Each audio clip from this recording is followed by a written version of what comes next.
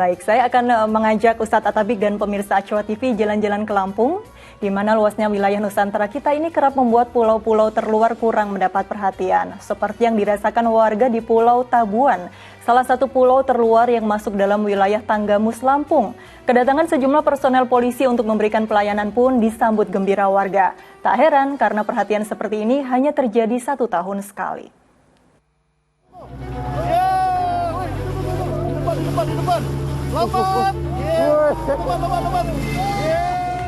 Kawanan lumba-lumba ini seperti menemani perjalanan sejumlah personel polisi yang tengah menuju Pulau Tabuan, Tanggamus, Lampung. Setelah menempuh waktu sekitar 40 menit, personel Polsek Cukuh Balak pun tiba. Ombak yang sedang cukup tinggi membuat perahu tak bisa sandar terlalu dekat ke bibir pantai.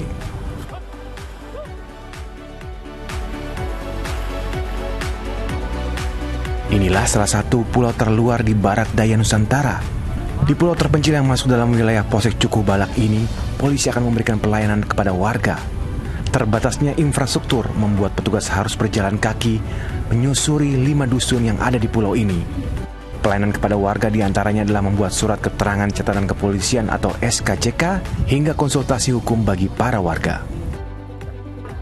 Yang pertama itu menghemat biayanya. Kalau di pembuatan SKCK itu dilaksanakan di Kapolres Tanggamus, ya itu kan beban biaya kami. Jadi kalau di sini ya kami merasa bersyukur, alhamdulillah. Ada beberapa warga yang kebetulan membutuhkan layanan SKCK, langsung kita buatkan untuk di tempat dan langsung kita kasihkan. Selain itu ada juga kita membuka pelayanan laporan polisi.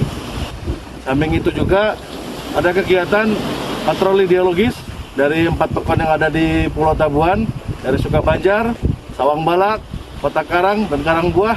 Sudah kita datengin sambang-sambang kepada tokoh-tokohnya dan interaksi antara warga dengan kami pihak kepolisian, khususnya Polsek Cukuh Balak.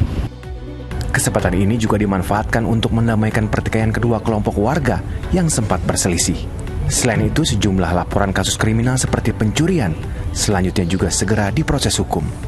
Semoga Pak sukses, semoga Pak Polsek selalu datang tiap bulan ataupun menciptakan warna-warna untuk kegiatan-kegiatan di Sukabanjar ini atau di Pulau Tabuan ini. Warga berharap petugas lebih sering berpatroli ke pulau tempat tinggal mereka untuk memberikan rasa aman bagi warga. Apalagi warga mengaku sejumlah aksi kejahatan kerap terjadi. Permintaan yang seperti ini tidak berlebihan, karena tercatat terakhir kali petugas menyambangi pulau ini adalah pada bulan Juli tahun 2020 atau sudah hampir 1 tahun silam. Asep Saifullah melaporkan dari Tanggamus, Lampung. Masya Allah, kalau diperhatikan upaya yang dilakukan aparat kepolisian tadi adalah implementasi dari sila kelima Pancasila, yaitu keadilan sosial bagi seluruh rakyat Indonesia, tak terkecuali warga yang ada di pulau terluar nih Ustadz, yang biasanya terlupakan atau tidak tersentuh bantuan. Nah Ustadz, bagaimana Rasul Shallallahu Alaihi Wasallam dan Islam mengajarkan tentang keadilan sosial bagi seluruh masyarakat, meski mereka berada di kawasan atau pulau terluar di sebuah negara ini Ustadz? Ya Mbak Nurul, kita layak memberikan apresiasi karena kata Nabi, amal memberikan pelayanan, amal memberikan kemudahan adalah amal yang sangat mulia. Seorang sahabat namanya Abu Dzar Al-Ghifari radhiyallahu anhu mengatakan, "Li an amshiya fi hajati akhi ahabbu ilayya min an a'takifa fi hadzal masjid syahr." Untuk aku datang mendatangi seseorang, memenuhi kebutuhannya, melayani seluruh yang diinginkan, lebih aku cintai daripada aku iktikaf di Masjid Nabawi selama 1 bulan. Bisa dibayangkan, iktikaf di Masjid Nabawi selama 1 bulan dapat dikalahkan dengan kita memberikan amal. Amalnya adalah amal pelayanan, amal memberikan kemudahan. Untuk itu Nabi juga mengingatkan sahabat-sahabatnya, dan begitulah Nabi. Tidak pernah ada orang yang sakit, tidak pernah ada orang yang kesulitan kecuali Nabi mendatanginya. Kalau Nabi dalam keadaan tidak mungkin mendatangi, Nabi akan mengutus sahabatnya untuk mendatangi. Ini kisah yang sangat masyhur. Ada seorang yang bernama Tahlabat. Ia bergantian dengan istrinya kainnya untuk sholat, karena memang tidak memiliki apa-apa. Sehingga ia kerap tidak datang ke masjid. Maka Nabi bertanya, kemana fulan ini? Maka kemudian sahabat diminta datang ke rumahnya dan bertanya. Ketika disampaikan bahwa beliau tidak punya kain untuk sholat, maka Nabi kemudian memberikan kain, memudahkannya sehingga ia datang ke masjid. Pada suatu saat ia meminta Nabi, seandainya engkau doakan aku kaya, insya Allah aku akan selalu ke masjid.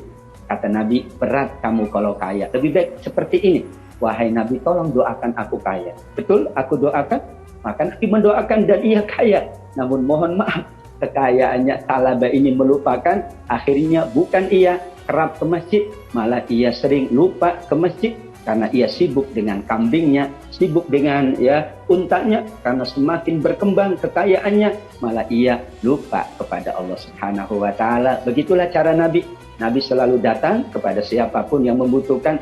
Bahkan Nabi selalu memberikan pelayanan apapun yang dibutuhkan. Inilah keadilan sosial bagi seluruh rakyat Indonesia. Semua kita adalah bangsa Indonesia. Siapapun mereka, insya Allah kita berikan yang terbaik untuk kebaikan bersama. Amin ya rabbal alamin. Subhanallah, indahnya berbagi dan beramal saleh. Berarti termasuk juga orang yang mungkin sering kali beribadah, tetapi dia tidak pernah mengenal tetangganya, mengenal warga-warga yang membutuhkan, begitu? Termasuk seperti apa nih Ustadz dalam pandangan Islam? Ya, ada seorang wanita yang dikisahkan oleh para sahabat. Ia sholatnya rajin, ia ibadah mahdonya, hablum minallahnya bagus. Dan sahabat mengatakan dia termasuk salah seorang calon penghuni surga. Namun apa kata Nabi? Tidak. Kenapa? Karena dia tidak ingat dengan saudaranya. Ia lupa dengan hak kepada tetangganya. Ia mengabaikan hak orang lain. Maka ia harus menyelesaikan hak-hak kepada orang lain yang membutuhkan. Bahkan dikatakan dia termasuk calon penghuni neraka karena ia tidak menjalankan ibadah yang bernama hablum minan nas. Ibadah hablum minan nas ini ibadah yang penilaiannya sangat besar di sisi Allah Subhanahu wa Ta'ala.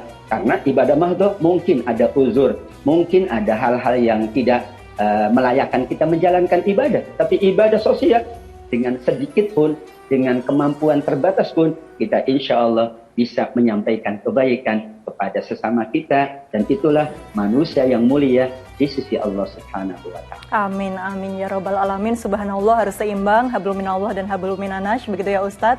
Dan alhamdulillah, terima kasih Ustadz Atabik atas waktu dan tausiah yang diberikan kepada seluruh pemirsa Acwa TV. Sehat selalu ya Ustadz. Assalamualaikum Ustadz Atabik. Waalaikumsalam warahmatullahi wabarakatuh. Terima kasih Mbak Nurul Cinta. Sama-sama, terima kasih Ustadz.